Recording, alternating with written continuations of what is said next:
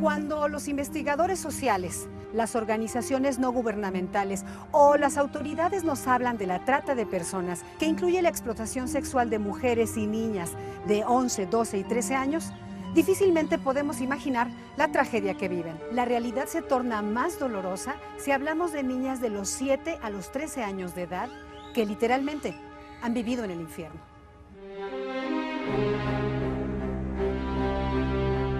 No tenía tiempo ni de meterme a bañar, o sea, no comía, no podía dormir, o sea, eran las 24 horas, el estar de un lugar a otro, eran aproximadamente de 10 a 20 hoteles durante el transcurso de 24 horas. Yo le dije, le digo, yo no voy a hacer eso, no sé qué es eso, yo así le dije. Y de ahí llegó un señor diciéndome que, pues, como decía mi mamá, que era antes como virgen, ¿cómo le dicen esos? Y el señor llegó, me agarró y me azotó junto a la cama y me dijo, dice, ahora sí, dice, ya no vas a ser virgen. Y yo le digo, pero ¿qué es eso? ¿Por qué me dices eso? Le digo, y me empezó a golpear y me dejó moretones por donde quiera. Y la señora pues se sintió satisfecha porque ya le pagaron. La virginidad se vende. Entonces, según ahí nosotros hicimos un trabajo con un sector determinado, clase media baja, y los montos corresponden a ese nicho de mercado. Pero para otros nichos superiores, clase media alta, la virginidad tiene costos todavía mucho más altos.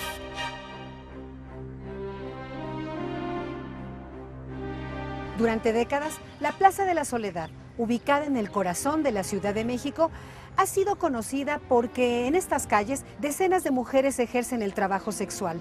Lo triste es que muchas de ellas son niñas explotadas sexualmente frente a la indiferencia de vecinos, comerciantes y la complicidad de autoridades.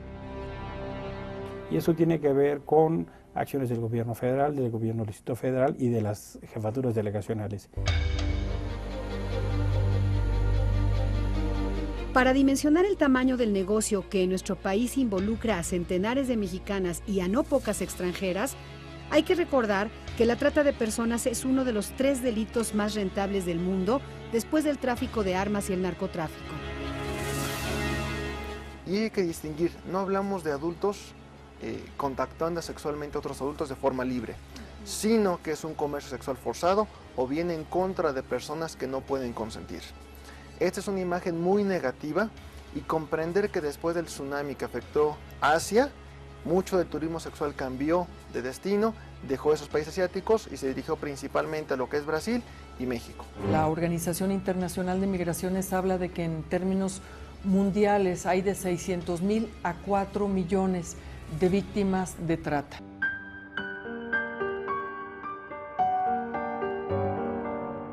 Si bien los propósitos de la trata de personas son la explotación laboral, la servidumbre o incluso la extracción de órganos, hay un alto porcentaje de explotación sexual. Yo estaba en el estado, en otro estado, y llegué aquí y empezó ella a meter publicidad en unos periódicos. Bueno, ella me forzaba a tener relaciones con los señores que le hablaban a sus líneas y eso. Pues, mi mamá me vendió cuando estaba chiquita. Pues, una señora le habló porque ella le habló de mi pueblo, acá, diciéndole que fuera a traerme. Y yo había ido a lavar y dice, es que te alistas porque una señora viene a verte. Le digo, ¿una señora? Sí, dice, una señora, te pintas y te vistes y te vas. Muchas víctimas proceden de hogares con violencia familiar y donde han sido abusadas sexualmente por sus padres o padrastros o vendidas por estos. El de la menor sí, de 7 años. Inclusive la niña había sido vendida por el padre, fue el propio padre quien la vendió a este prostíbulo. Hay otros procedimientos para enganchar a las menores. Los delincuentes se trasladan a zonas rurales a bordo de autos de lujo, visten muy bien y son muy generosos económicamente. Ya en los pueblos, las enamoran o les prometen que les conseguirán un buen empleo, por lo que las menores acceden a trasladarse al Distrito Federal, donde finalmente son explotadas sexualmente, en sitios como estos. Ella decía que todo el dinero que se juntara era para vestirme mejor y para meterme a una escuela de paga y que no sé qué. Y jamás me dio ni un peso, si se me antojaba un dulce, creo que me quedé con las ganas mucho tiempo. Dependiendo del caso, ¿sí? Les puede decir, vente conmigo, vayamos a vivir una aventura amorosa ahí, una luna de miel sin fin, y entonces logran que las muchachas se fuguen con ellos, ¿sí? O bien, cuando el contexto es así como más rígido, se hacen novios de ellas, ¿no? Incluso les dan anillo de compromiso, encuentran unos falsos papás de ellos para que vayan a pedir a las muchachas a sus casas. Un proceso de enamoramiento por parte de su presunto novio en el estado de Tlaxcala, la traen a la ciudad y la someten a un proceso de explotación donde le dicen que tiene que acostarse con quien llegue por 150 pesos. Y su obligación es aportar 14,000 pesos diarios. Y si no contribuye con esos 14,000 pesos diarios como cuota, es sometida a tremendas golpizas, tratos crueles, inhumanos o de grandes torturas. En marzo pasado, la Procuraduría de Justicia del Distrito Federal realizó un operativo en la zona de La Merced en el que liberó a 40 mujeres, 5 de ellas niñas menores de 17 años de edad que eran explotadas en 2 hoteles. Las adultas cobraban 150 pesos por relación sexual y las menores 350 pesos que eran pagados a sus captores.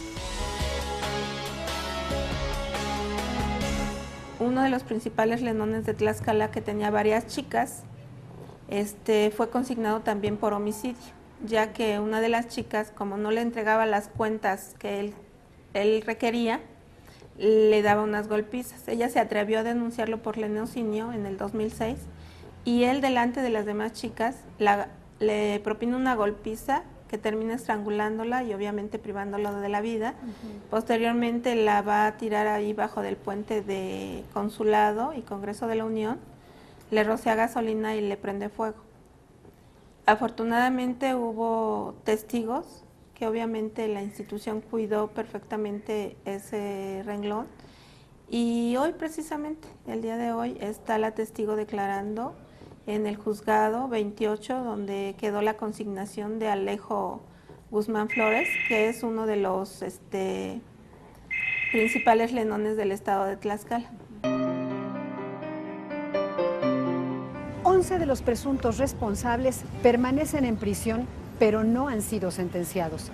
Lo que sí se logró fue aplicar por primera vez en la historia del Distrito Federal la ley de extinción de dominio a los dueños de esos 2 hoteles de La Merced, donde las menores eran explotadas. Las redes de trata de personas operan en todo el país, pero se ha detectado que muchas de las víctimas proceden de Puebla, Veracruz, Tlaxcala, Oaxaca y Estado de México, entre otros. Si vamos a la víctima y le preguntamos cuánto le queda de dinero al día, ¿no?, después de haber dado lo que corresponde a los distintos intermediarios, de cada peso le quedan 20 centavos. Tenemos el caso de jóvenes indígenas de las cañadas chiapanecas que estaban siendo llevadas y siguen siendo llevadas, a pesar de los recientes problemas sanitarios, a la Ribera Maya, donde se está ampliando el área turística y hay muchos obreros de la construcción que demandan servicios sexuales. Estas jóvenes de 12 a 16 años, indígenas de las cañadas, las llevan allá y por cada servicio cobran 20 pesos. Estas 10 oficinas se encuentran básicamente ubicadas en puntos neurálgicos de las rutas migratorias de nuestro país, en donde muchas personas son enganchadas, atrapadas para ser explotadas. La trata de personas ha crecido de manera exponencial en la última década. En la lógica de los delincuentes, comerciar con las víctimas, como ya vimos, muchas de ellas niñas, representa menos riesgo que el narcotráfico o el tráfico de armas. Las redes de tratantes están perfectamente estructuradas. Muchas de ellas surgieron como un negocio familiar en el que increíblemente participan todos los miembros de la familia, el papá, la mamá, los hijos y los hermanos. Un caso que había sido permanentemente denunciado en México y que mereció reportajes en el New York Times es el de Tenancingo, Tlaxcala, un pueblo floreciente gracias a la trata de personas. El caso de los Carreto tuvo que ser resuelto en Estados Unidos. En México pasaron años y años de denuncias y ninguna autoridad municipal, ningún gobernador del estado y tampoco instancias federales como la PGR actuaron contra la familia Flores Carreto. Pero en el 2004 en Nueva York fueron detenidos 2 de los hermanos Flores Carreto, acusados de llevar ilegalmente a menores que eran obligadas a tener hasta 50 relaciones diarias a un costo de $30 cada una. Las chicas que fueron incomunicadas y sufrieron un encierro permanente fueron rescatadas y repatriadas a México. Hace exactamente un año, en julio de 2008, frente a un tribunal de Brooklyn, Consuelo Carreto, de 61 años, madre de los hermanos Carreto, se declaró culpable de 12 cargos, entre otros, tráfico sexual y contrabando humano, y aceptó que cada una de las jóvenes, de las 5 que en ese momento fueron rescatadas, le dejaban una ganancia diaria de $2,000.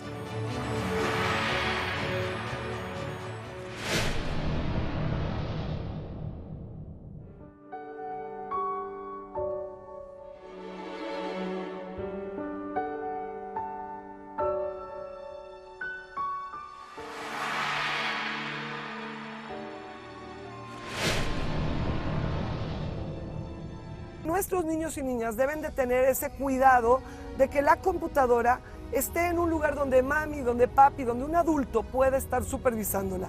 Segundo, pues cuando tus hijos están dentro de tu casa, sí, métete y conoce con quién están charlando tus hijos, con quién están platicando. Decía alguno de los miembros de la Policía Cibernética que le toma a un pederasta profesional 12 minutos ganarse la confianza de un adolescente en situación de abandono para tomarse fotos desnudos. Lamentablemente, en México no hay justicia para las víctimas, ya que no hay sentenciados por ese delito. No hay la coordinación nacional que se ha querido. Ahora, con la publicación de la ley de trata y su reglamento correspondiente, se quiere esa gran coordinación. Y también, alguien que no se ha sumado, me parece que del todo, son los miembros del Poder Judicial. En la trata de personas hay quien vende, quien traslada, quien explota y quien compra. Por ello es preciso preguntarse qué pasa por la cabeza de un hombre que está dispuesto a consumir como si fuesen mercancías a niñas de 11 a 14 años de edad sin ser juzgados ni judicial ni socialmente. También de ahí tenemos una gran incógnita. ¿Qué fue lo que pasó en el país en los últimos 15 años que llevó a que los hombres, particularmente los hombres, optaran de ir a solicitar o a pagar la atención sexual no de una mujer de 20 años, sino de una chica de 16 años? Estamos hablando de gente que consume gente y que puede ser de gente que es capaz de pagar 5,000, 10,000, 15,000 pesos, ¿sí? Y que no pregunta si esta persona que están consumiendo capaz que es obligada, que lo hace por la enorme fractura o la amenaza de que si no lo hace su hermana, su hija, pagará las consecuencias. ¿Por qué la sociedad cierra los ojos y oídos a estas tragedias? ¿Por qué no alzamos la voz o intervenimos para poner fin al terror cotidiano de miles de niñas y jóvenes explotadas sexualmente? Estudié la primaria. Nada más la primaria. ¿Y ella te trajo aquí cuando tenías 14 años entonces o 13? Bueno, tenía 14 ya, variaba la edad, era desde un joven de 25 hasta los más ancianos que eran los de, que serán unos 80 años todavía me llegaron a tocar y así bien asqueroso. El día que ella cumple 14 años la venden al prostíbulo. Ella estuvo así 3 años, O sea, desde los 14 hasta los 17 años ella estuvo en esta situación de explotación. Pero lo más sorprendente es que durante estos 3 años ella estuvo asistiendo a la escuela, la llevaban a la escuela, ¿no? Iban en una escuela de monjas en la cual tenían prohibido ponerse piercings. Y ella se empieza a poner piercings y las monjas jamás fueron para llamar a los padres, para investigar dónde están los padres, qué estaba pasando. Y ella cuando lo comenta, cuando lo narra, lo explica porque da su testimonio, ella dice, la forma de llamar la atención era, la forma de pedir auxilio era ponerme los piercings y aún así nadie me decía, ¿qué te pasa? O sea, ¿qué te sucede? ¿Por qué te estás agujerando? ¿Qué te está sucediendo? Nadie se preocupaba por mí. Ella decide escapar un día que se decide saltar la barda de la escuela porque ella tenía guardaespaldas en la escuela, ¿no? Esto te habla de la impunidad social, del grado hasta el que puede llegar una sociedad pasiva, una sociedad tolerante. Todos sabemos o conocemos que en todo el país, en calles o colonias como esta, ocurre la trata de personas, que es una dolorosa realidad de la que solo pueden hablar quienes han padecido la impotencia del encierro.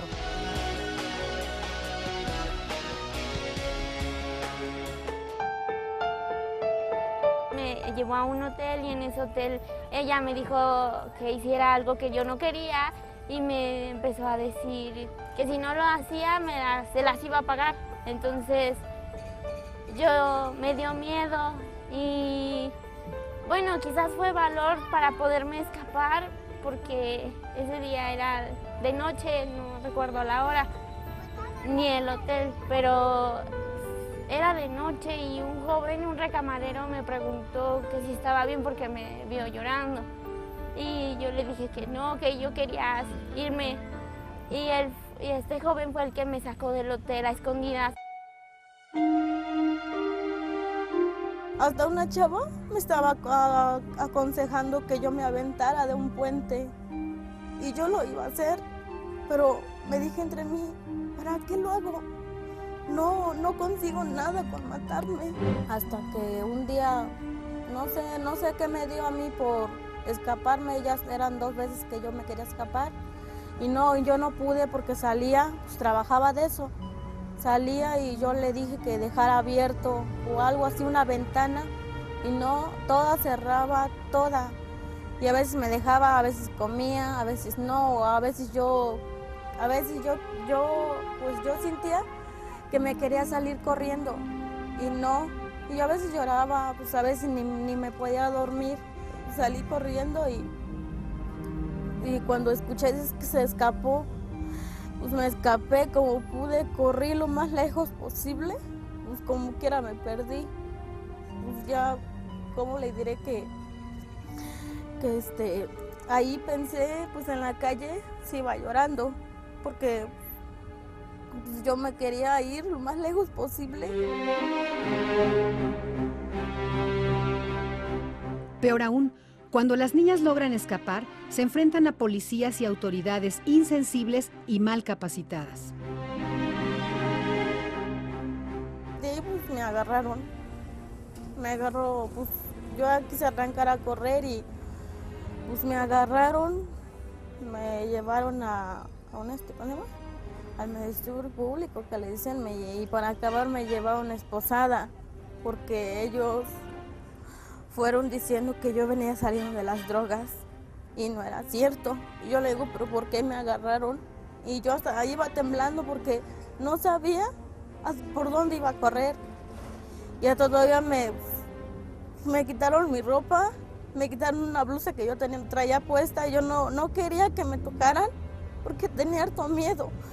Y entonces dice el policía, no, dice, es que te tenemos que juzgar. Y yo, es que no traigo nada, la mera verdad, no traigo nada. Me quitaron la blusa, en público me estaban mirando, pues todo, pues no me quitaron mi pantalón, nomás me quitaron mi blusa.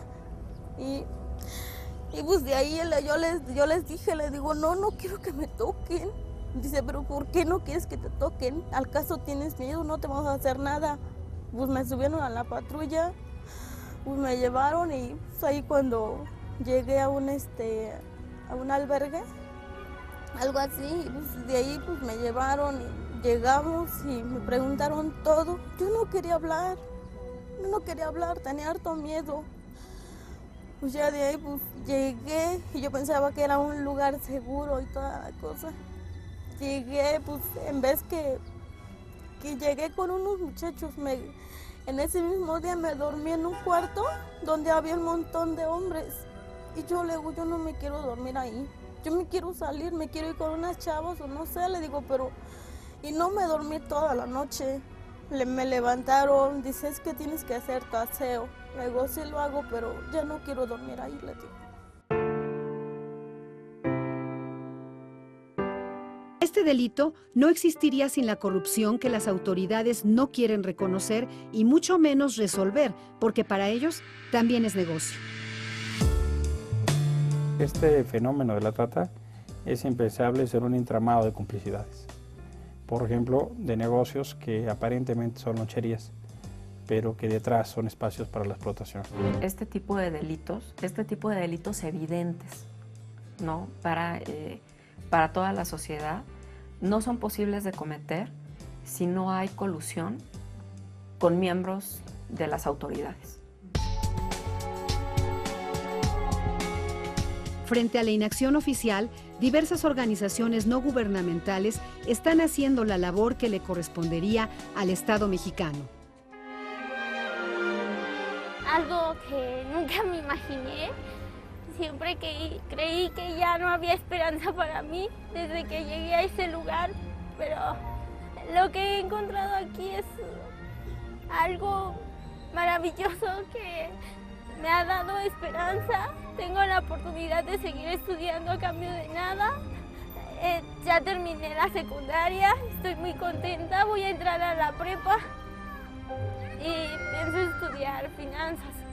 Estoy contenta porque estoy con unas hermanas que nunca tuve así en una familia.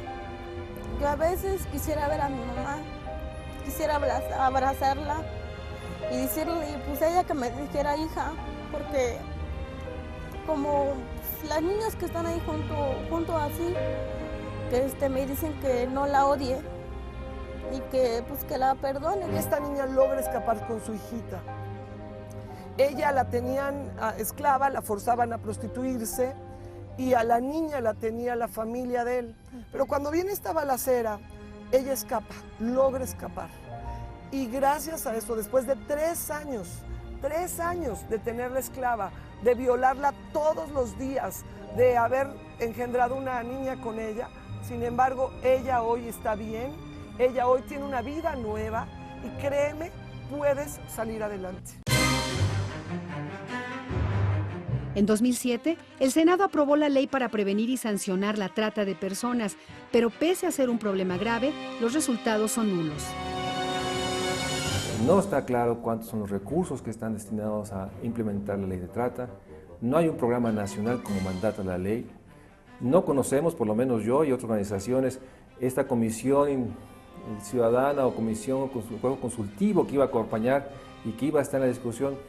Y no vemos realmente una campaña de información, de alerta.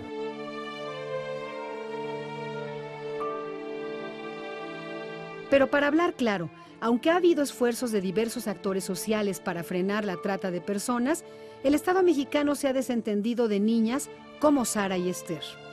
Quiero evitar que muchas niñas pasen por lo que pase, porque no es algo que deseo a nadie, porque es horrible estar encerrada, estar siendo explotada y lo peor de todo es que te hacen sentir como una basura, que no vales nada, siendo que no es así. Tengan cuidado porque hay tanta gente mala que te ilusiona y después te aplasta como un gusano. Tengan siempre el apoyo la confianza de decirle a alguien que esté cerca, a un adulto, a alguien de su confianza, que lo que les está pasando. No descuiden a las jovencitas que andan en la calle, porque sus vidas son terribles. vemos las loncherías, los espacios, stable dance. ¿Cuántas de las mujeres que trabajan ahí no son objeto de una explotación sexual y laboral? Y no hay esta voluntad de, digamos, de garantizar los derechos de estas víctimas, y se asume que son parte normal, esta enorme negación de un tema que tiene que ver con una cultura machista, en que se estigmatiza a la mujer.